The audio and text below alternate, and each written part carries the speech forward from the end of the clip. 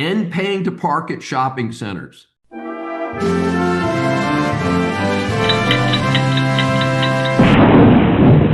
While this is based on my direct observations in Houston, Texas, I suspect that this is spreading.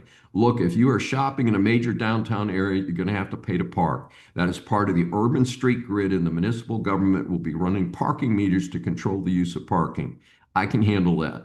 However, American cities and counties have allowed, well, encouraged these huge shopping centers around much of near urban and suburban America. These greedy developers, often mega companies, are now charging high fees for shoppers to spend their money at the stores, restaurants, and offices in these centers. A few centers started it in Houston, and it is now completely out of control.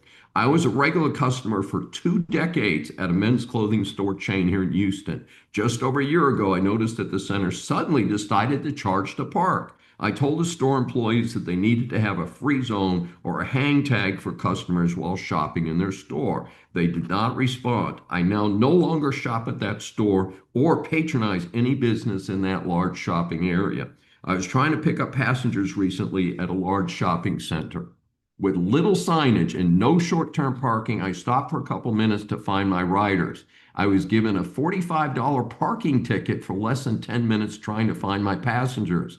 What is my remedy? Well, if the store where my passengers spent over $570 cannot get it settled, nobody in my family will ever patronize any store or restaurant in that large center again. Note that these parking fees are actually higher than the city of Houston charges to park in downtown Houston. If the purpose is to prevent commuters from parking there all day and taking the bus into town, that can be accomplished with much simpler systems.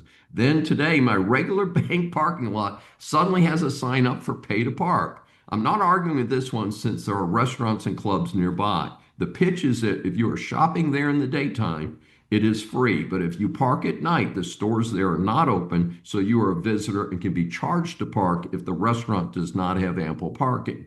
Note that I also boycott restaurants as much as I can that have only valet parking. It is already expensive to eat out, and I hate letting anyone drive my car because I keep a lot of stuff in my car. If you want my business, then provide free self-parking while you can provide valet parking for those who like it. I know from talking to friends, it is not the majority of patrons.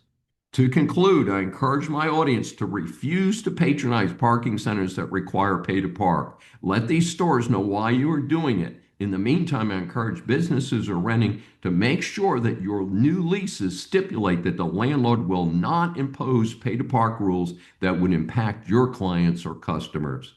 This is Dr. David D. Shine. Thanks for joining me for this special edition of Saving America. Remember, a new Saving America show is aired on the Brushwood Media Network every Saturday at 11 a.m. Eastern Time.